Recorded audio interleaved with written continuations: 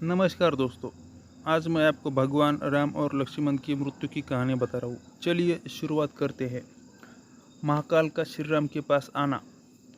जब श्री राम के इस धरती पर सभी कर्तव्य पूरे हो गए, तब उन्हें सूचना देने स्वयं महाकाल एक तपस्वी के रूप में श्री राम दरबार में पहुँचे। द्वार पर उनकी भेंट लक्ष्मण से हुई तथा उन्होंने उनसे कहा कि वे तपस्वी अतिबल के दूत हैं तथा एक महत्वपूर्ण कार्यवश श्री राम से मिलने आए हैं।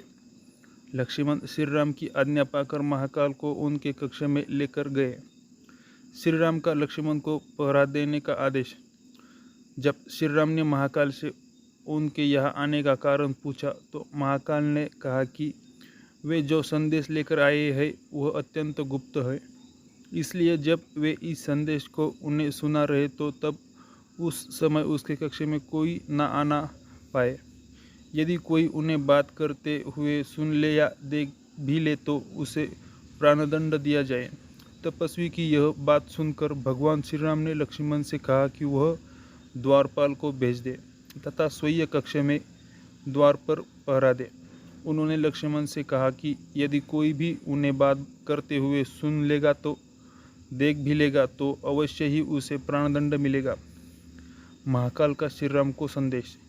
इसके पश्चात महाकाल ने अपने असली रूप में आकर श्री राम को प्रणाम किया तथा अपने वहां आने का औचित्य बताया। उन्होंने श्री राम से कहा कि वे भगवान ब्रह्म के आदेश पर ब्रह्म वहां आए हैं।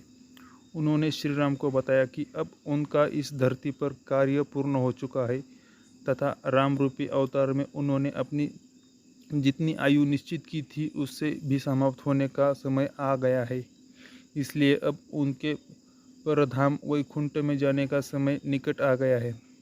श्री राम ने भी महाकाल से कहा कि वे यह जानते हैं कि उनका इस धरती पर समय पूर्ण होने वाला है तथा वे भी अब अपने धाम लौटना चाहते हैं, इसलिए वे यह संदेश भगवान ब्रह्मा तक पहुंचा दे।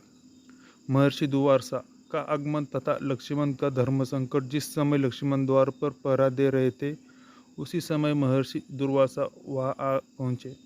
उन्होंने उसी समय लक्ष्मण को कहा कि वे उनके आने सूचना तत्काल श्री राम को दे। लक्ष्मण ने उनके क्षमा मांगी तथा कहा कि श्री राम अभी एक आवश्यक कार्य में है, इसलिए वे अभी उनके नहीं मिल सकते हैं।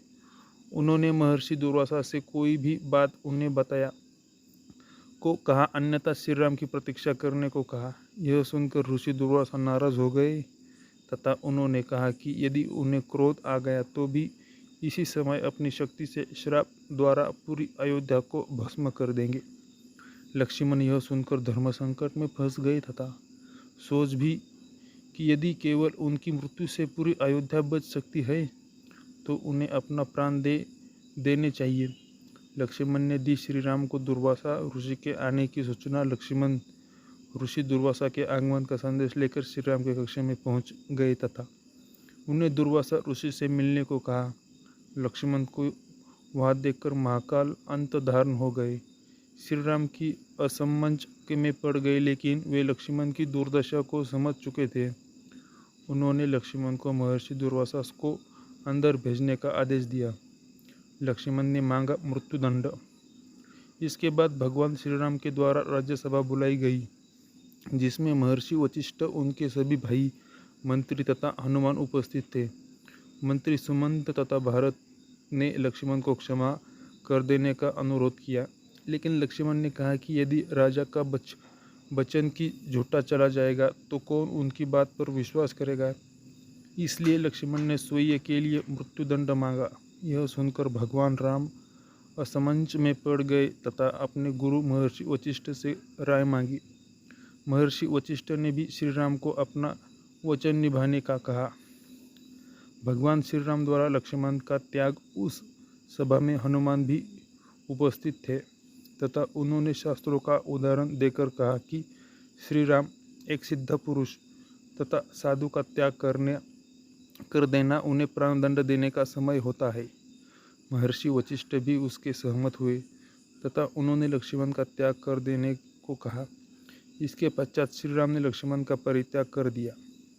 लक्ष्मण ने सरयू नदी में अपनी समाधि भगवान श्री राम के द्वारा लक्ष्मण का परित्याग करने के लिए पश्चात के उनका आशीर्वाद लेकर सरयू नदी में गए तथा अपनी श्वास की गति को रोककर अंतर्धान हो गए। समाधि लेने का पश्चात वे अपने धाम वैकुंठ पहुँच गए तथा शेषनाग का रूप ले लिया।